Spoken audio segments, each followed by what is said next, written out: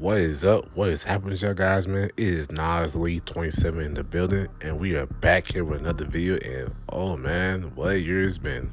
The NFL 2022 season officially ended, and man, it's going to be a long off season for all these teams, but not for me though, because I had made a list of the top 5 regular season games of the 2022 season. I had wanted to at least share you my opinions on what I thought were the best games of the season and of the regular season, because like there was so many games that's out there, and like nobody has time to actually watch all the games. But I at least am a big football fan, so I basically watch most of the games as it is every Sunday. But before we start on this list though, like I want to show you my criteria of how I actually rank these games for this list. First off, memorable moments, man. Like you gotta have it to where like y'all off the edges y'all see at home or in the crowd. You gotta have the moments for y'all. And second off, these games had significant impact on how the games actually went for them when it comes to playoff season wise or even draft order wise. Like that's how big of an impact it got to them of how it actually affected them in the future. Then thirdly, to make this fair, I chose one team per entry so that every team has the actual potential chance to actually be on this list. Something I didn't want to do was show favoritism to certain teams by having them on the list multiple times, so that way like it actually be fair for everybody to actually be on the list. So with everything out the way though, man, like I want y'all to enjoy this video, bro, and we're gonna get started with this list with the number 5 spot on my top 5 list.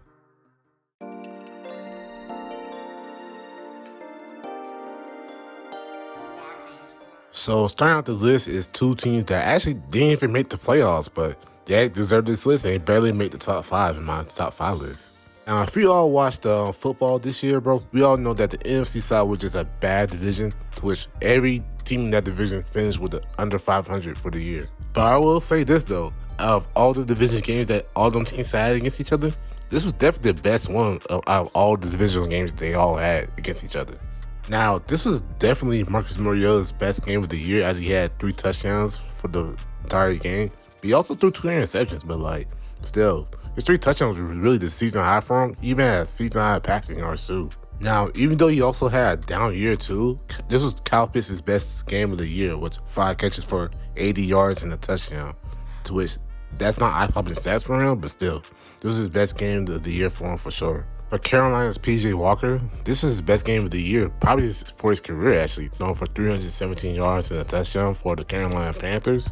And then Deontay Foreman, to which he came out of nowhere after the Christian McCaffrey trade, had himself 118 yards rushing and 3 touchdowns, to which was arguably his best game of the year for him. And then we can't forget about the MVP of this game, bro, DJ Moore. He came through clutch for the Carolina Panthers and the Atlanta Falcons somehow. For an otherwise down year for DJ Moore, this is his best game of the year for him, as he had 6 catches for 152 yards and a touchdown for him. Now, I ain't gonna lie, bro, most teams don't really care about teams that have like bad records and stuff like that, but like this game was just so much fun to watch, given the fact that like these 2 teams were tightly contested going to the 4th quarter for sure, and then they just had like scoring barrages like in the 4th quarter in overtime. So they had the moments where like, you know, Deontay Foreman had himself a 3 touchdown game. Freaking Kyle Pitts actually went off for once. Marcus Mariota actually had best passing performance of the game, including a big touchdown to Damian Bird of all people. This game is definitely better than what people give it credit for, because like just, of course, like they have bad records, but like it just had so many moments where like it just made you go like, dang, bro, like I didn't see all that stuff coming from these teams. And now here comes a moment there where like everybody actually remembers. So like in the 4th quarter, Carolina Panthers then like not converting on 4th down, which Atlanta kicked the field goal to actually go up by 6. And then Paul Walker threw a Hail Mary shot to DJ Moore of all people to hit some 62 yards for a touchdown. That was an awesome moment in its own right. But like, remember how I said that DJ Moore was the MVP for the Atlanta Falcons? Well, like he actually got called for unsportsmanlike conduct for taking his helmet off while he was on the field, which cost him 15 yards for the PAT for the win. To which somehow predictably the kicker ended up missing that kick and went to overtime. So in overtime, Marcus Mariota threw his 2nd interception in the game, to which that actually put the Carolina Panthers in field goal range, to which they could actually win the game and not have that mistake haunt them. But the kicker, who was kicking from the PAT range, ended up missing that kick, to which Atlanta took advantage. Atlanta Falcons had won this game, and this definitely hurt the Carolina Panthers big time. I say that because since Carolina ended up losing this game, they could have had like a 1st place advantage over the Buccaneers had they actually won this game. But like that's how it is, and that's number 5 on my list.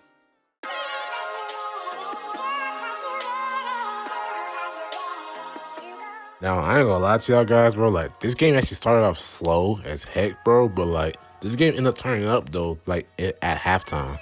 For two teams that were just basically inconsistent for the whole year, this somehow turned out to be a really great game for both teams and for the viewers at home, too. Now, when it comes to the Raiders, bro, I almost put Raiders and Chiefs for that Monday night game in this list, but, like, I just felt like this game right here just the epitome of, like, what the Raiders season was like, and they actually won this game off of a dramatic finish that I'll get into later. And then for the Patriots, like, what can I say, bro? Like, they had defensive coordinator as offensive coordinator, so, like, I don't know how they would score that many points, but hey, they did their thing, though, this game. Now, former Raiders QB Derek Carr had threw for 231 yards and 3 touchdowns, and even threw a pick 6 in the game, too, starting off the second half. Then Patriots running back Ramondre Stevenson showed out this game, bro, as he had 172 yards and a touchdown for this game. Obviously, bro, like, had he not blown too many leads throughout the whole season, bro, this game would actually help them out big time as they would have made the playoffs and all type of stuff like that. Shoot, they actually blew a lead in this game, too. But for the Patriots, though, like, man, oh, man, this one stings a lot for them because, like, they had a chance to actually make the playoffs had they actually won this game. I know, y'all was in a win and get in type of situation in Week 18 against the Bills, but, like, winning that came to that had y'all won this game. Had the Patriots actually won this game, they could have clinched the playoffs after beating the Dolphins in Week 17. But I ain't gonna lie though, bro, like, had the Patriots actually made the playoffs, like, they would have been first rounded like they did last year, because they would have to run against the Bills again if they actually made the playoffs. I know it's projecting, like, what's going to happen, but, like, that's just me being honest, because the Dolphins were honestly a better team than the Patriots was this year.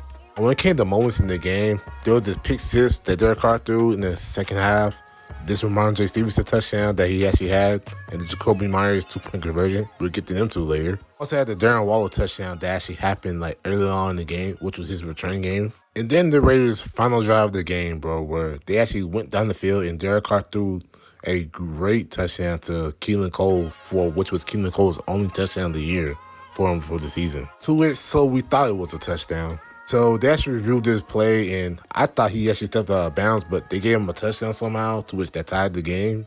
And then we get to this infamous play right here, where Ramondre Stevenson and Jacoby Myers went rogue on the Patriots. You could blame the players, you can even blame the coaches for actually not taking a knee, but, like, the point is, though, they ain't do nothing. They just actually played solo ball, and Chandler Parsons ended up catching the ball and ran for the touchdown while also stiff-arming Matt Jones in the process. This play alone got major bonus for me to actually put this on the list because, like, I've never seen anything this crazy in quite some time in the NFL game, and something like this actually doesn't happen quite often. Hey, if you want to be like a screw job for the Patriots, hey, that's on y'all, but, like, y'all had a chance, and this was honestly one of the better games of the year, and we're not done with Week 15. A little spoiler alert for y'all guys.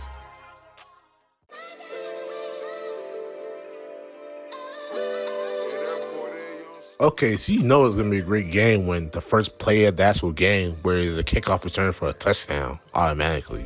And surprisingly enough, this wasn't even the craziest play of the game when it came to the game. This game happened back in Week 3, to which this was the earliest game of the year for this whole list, but, like, this is still, like, one of the better games of the year for sure. As y'all could see, though, like, it was so good that it actually made my top 3 for the best games of the regular season. When it comes to putting games in consideration for the Miami Dolphins perspective, like, I could put both games of the Dolphins versus Bills games, especially the Week 14 one where they play in the snow, but I definitely chose this game because this was the more impressive game, in my opinion, when it comes to Tua's performance. In this game, this was definitely Tua's best game of the year as he threw for 469 yards passing-wise and 6 total touchdowns, to which that was the most touchdowns of the season for any QB in the league. Jalen Waddle had his best game of the year with 11 catches for 171 yards and 2 touchdowns for this game, which he was just scorching hot this whole entire game. Alongside with him, Tyreek Hill had himself arguably his best game of the year with 11 catches for 190 yards and 2 touchdowns for him for this game too. Now, when it comes to the Ravens side of things, Lamar Jackson, as wise, bro, he had himself 318 passing yards with 3 touchdowns.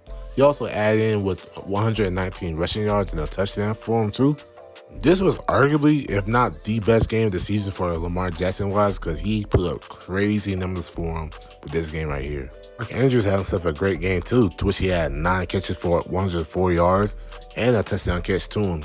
And then shout out to Rashad Bateman too, as he had himself a great game with 4 catches for 108 yards and a touchdown, to which included that 75-yard touchdown too that he had. When it came to games that I thought to put in this list for the Ravens side of things, I thought of Ravens versus Jaguars, Ravens versus Giants, Ravens versus Bills, and even Ravens versus Patriots too, to which y'all seen the Patriots previously on the list too.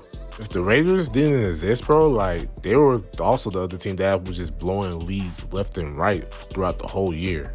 And then with this long touchdown run that Lamar Jackson had, bro, the Ravens went up 35-14, had themselves a 21-point lead, and they actually blew the lead somehow. Now you could have said that Lamar Jackson could have closed the game better, but like Lamar Jackson did enough to where like they should have won this game, and the defense shouldn't have gave up that big lead to begin with. To which, I ain't gonna lie, I'm very impressed with Tua because this is the game where this dude Tua threw 4 fourth-quarter touchdown passes for this team to actually come back and win the game. This also included 2 Tyreek Hill bombs that Tua just threw up for grabs, bro, and just Tyreek Hill just walked in for a touchdown off of those 2 plays alone. So this game helped the Miami Dolphins in the long run because they'll win this game definitely helped them actually make the playoffs later on down the line. And then we also know that Tua ended up getting hurt like down the stretch for the season, but like this game right here definitely helped their chances to actually make the playoffs a lot. Now for the Ravens side of things, bro, like this game actually hurt them a lot more than you think down the line for them. This game unknowingly helped them actually get Roquan Smith because they needed a middle linebacker badly because Patrick Queen was cutting it for them. This game ended up hurting them big time because since they blew that big lead to the Dolphins, this actually hurt them actually winning the division against the Bengals down the line. All in all, it was a great game all around. Tua had himself the best game of his career. Tyreek Hill bombs ended up happening. Lamar Jackson had himself a vintage Lamar Jackson game.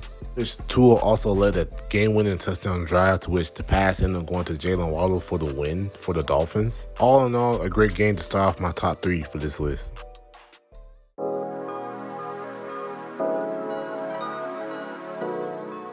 Now, had my number 1 game of the year didn't exist, this game will honestly top the list for my rankings. The Jaguars needed this win so they could keep pace in the AFC South division against the Titans, and then the Cowboys needed this win so that way they could keep pace with the Eagles to actually win their division against them. Now, when it came to the Cowboys, easily the Eagles and Cowboys game was the game I was considering for them for this spot, but like this game was just better in my opinion. CeeDee Lamb, bro, he was just killing the Jaguars in this game as he had himself over 100 yards for the game. Dak Prescott had himself an alright game, but like he threw 2 brutal interceptions from this game that ultimately cost him the game. The Dallas Cowboys defense, which was top 2 all year, didn't really show up this game. Yeah, they got like a sack or 2 on Trevor Lawrence, but like overall, especially in the second half, like they really didn't show up at all, as they allowed 192 yards rushing for the whole entire game. Now, when it comes to the Jaguars side of things, bro, like I could have chosen Jaguars versus Ravens, Jaguars versus Raiders, Jaguars versus the Giants, which I almost chose the Giants to make the list had this game not existed. But Trevor Lawrence, though, he had himself a great second half of the game. He was scorching hot, bro, where he threw for 3 touchdown passes in the second half alone. Overall, he finished with 318 yards and 4 touchdown passes, to which that was the most he had this season. Shout out to Zay Jones because he had himself a great game with 6 catches for 109 yards and 3 touchdown catches for this whole entire game. Shout out to Rashawn Jenkins, bro, the defensive safety for Jacksonville, because he had himself 18 tackles and 2 interceptions for this whole entire game for the Jaguars. And then one of them was a pick 6 to which the Jaguars ended up winning the game off of that in OT, to which, fun fact, that was actually Rashawn Jenkins' first ever pick 6 of his career. This was definitely a memorable game because the Cowboys ended up blowing a 27-10 lead to the Jacksonville Jaguars. Trevor Lawrence going crazy in the second half was really great, especially with this long touchdown pass to Zay Jones, to which they actually helped him route a run for them. And then, of course, Rashawn Jenkins catching interceptions, bro, left and right. He was just all over the field this game. Zay Jones' 3 touchdown performance was just awesome to see. And then, of course, the pick 6 that ended the game for the Jaguars to win. So this game actually had big implications for both teams because both of the teams needed wins to actually keep up in the division for first place. Now, for the Jaguar side of things, bro, like, truthfully, the Ravens game was really kickstarted their actual run to actually make the playoffs, but this game right here against the Cowboys was more impressive given the fact that, like, the Cowboys were a top 2 team of defense in the league, and of course, like, they had themselves a great record already. And then plus, you go against the Cowboys, to which that's more of a national stage for any team, so this is just really impressive for the Jaguars to actually get this win. This also helped establish Trevor Lawrence to be a future top 8 QB in the league, even though he fumbled on this play right here. But this game definitely propelled him to actually like finish the season out and win the division and actually make the playoffs for the first time in 5 years. Now for the Cowboys, this really cost them big time when it comes to actual seeding in the NFC side of things. Knowing now that they actually won the game against the Eagles the very next week, they could have honestly won the division had they actually like won this game right here. Now, Dak didn't have the best game of his career or anything like all. He really didn't have himself a good game, but that last interception wasn't his fault for all the people that actually think that I hate Dak Prescott. Now, if y'all want to hear my full opinions on Dak Prescott to tell you how I feel about him, I highly suggest y'all go check out that Dak Prescott video that I made of him. But I don't really blame Dak Prescott for this game as defense really let him down as they actually had a lead and they blew it against the Jaguars. Yeah, Dak Prescott threw a game-ending interception to lose the game, but like Noah Brown dropped the ball for him, so that wasn't really his fault. Alright, so this was number 2 in my list of the top 5 games of the regular season, and we just now get into the number 1 spot on the list. Before I get to the game of the year, in my opinion, I want y'all to comment down below which games y'all thought should have been in the top 5 list. Shoot, even make your own list, bro, for the top 5s or even top 3 for that matter. But without further ado, though, man, let's get to the number 1 game of the year.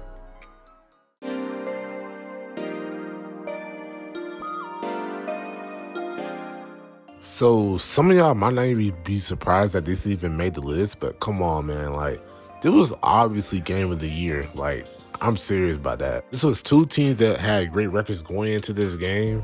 This was 2 great offenses going at it against each other in this game too. At the time, a Super Bowl preview match. Oh yeah, and Stephon Diggs and Justin Jefferson finally went up against each other after that monumental trade that the Minnesota Vikings did. All in all, bro, like this game all around was just so fun to watch and so like just unexpected things just happened this game to where like only the Minnesota Vikings game where all the stuff just happens. Now, speaking on the Vikings side of things, there's a reason why I didn't add that 33-point comeback against the Colts for this list. For me, it's because of this. The Colts offense didn't really play that good to where like I could honestly just make them worthy for this list. Now, don't get me wrong, 33 points is 33 points, especially for the Vikings to actually overcome that and actually win the game. Like, I give them huge credit for that, but like, the Colts not playing great on offense really hurt them for that game that should be on this list. Shoot, to even go a step further on that, bro, like, I'll even choose the Vikings versus Giants game over the 33-point comeback game for the Vikings. And then when it comes to the Bills candidates for a game of the year for them, I definitely could have chosen Bills versus Chiefs for them, Bills versus Miami Dolphins, any of the 2 games. But all in all, though, like when it comes to Josh Allen, he had himself an all-right game, throwing for 330 yards, 1 touchdown. Also had 84 yards rushing. But Josh Allen also had 3 turnovers in this game. So running back Devin Singletary also had himself a 2-touchdown performance in this game. Gabriel Davis ended up having 6 catches for 93 yards and a touchdown catch for this game right here. And then Stephon Diggs had himself a monster game with 12 catches for 128 yards for the game. Now, Kirk Cousins had himself an alright game for himself. He threw for 357 yards, a touchdown, and 2 interceptions for the game. But Kirk Cousins was the comeback king of the year because like he led his team from a 27-10 deficit to actually come back and win the game for them. Now, Dalvin Cook also had himself a nice game because he had 119 yards rushing and a long touchdown run for him to actually help them make a comeback happen. And then defensive corner for the Vikings, Patrick Peterson, just turned back the clock and had himself a great game this game for himself. He might have got burnt for most of the game, but like this dude ended up catching 2 interceptions from Josh Allen for himself. One of them was actually the game-sealing interception for the Vikings to actually win the game in overtime. But man, oh man, the MVP of this game right here for y'all would have to be Justin Jefferson because he went bonkers in this game. He definitely won round one of the Stephon Diggs versus Justin Jefferson matchup for sure. Justin Jefferson had a stat line of 10 catches for 193 yards and a touchdown, with one of his catches being possibly one of the greatest catches of all time. I'm not even exaggerating when I say that either. But yeah, man, this game went down to the wire. The Vikings ended up coming back, ended up tying the game, bro. Like, it was just that amazing of a game as it was. Now, before I go over more of what happened in this game, bro, like, I want to take the time to tell you, like, how it impacted them for playoff-wise. Now, for the Vikings side of things, it didn't really help that much because, like, they ended up slipping to the 3rd seed, so, like, it really didn't matter to them. But for the Bills, though, this hurt them a lot more than you think. Now, I know the Damar Hamlin situation happened, and that was very unfortunate, but, like, this game against the Vikings really what cost them the #1 seed in the whole entire AFC. Had they won this game, they would not have to run to the Bengals in the division round, and they would have first round bye and possibly make the AFC Championship game again.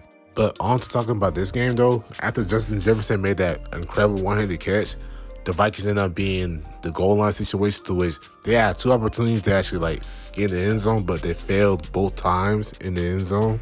And then somehow, some way, Josh Allen fumbled the snap to which the Vikings ended up scoring a freaking touchdown to actually take the lead in the game for the Vikings. But then though, the Bills still had enough time to actually get in the field goal range as he threw a bomb to Gabriel Davis, to which I don't care what anybody says, that was not a catch, and the Bills got away with this one right here, man. But they didn't review it, and the Bills ended up kicking the field goal, to which they actually sent the game to overtime, and that's where all the matches just start happening again. So to make a long story short, man, Vikings got the ball first. Justin Jefferson was just eating, and of course, you know, Vikings ended up kicking the field goal to actually give themselves the lead. And then the Bills got the ball. They got to the goal line situation, and then Patrick Peterson got his 2nd interception in the game, to which they ended up being the game-winning interception for the Vikings to win this memorable game. This was definitely game of the year in my book, and I really am excited to like see what the games got for us for next year, coming season, because like this game right here was just amazing to rank, amazing to watch, and I'm just excited for the NFL season to come back soon, bro. Please come back soon. I greatly appreciate watching this long video that I made, man. Like, if I made it to the end, bro, like, I greatly appreciate watching it because, like, it just took a long time for me to make this video, and I just hope y'all like it for sure. I want to see y'all opinions in the comment section below. Give me y'all games of the years. Give me y'all games that got snubbed out of the top 5. Shoot, even make a rankings of your own if y'all want to, bro, in the comment section out. I'll check it out, read the comment section. But if y'all enjoyed the video though, man, like, comment, subscribe, share the video for more videos like this. But with that being said though, man, this is Nas Lee 27 in the building, about to sign out. Y'all have a great day, and I'll see y'all in the next video.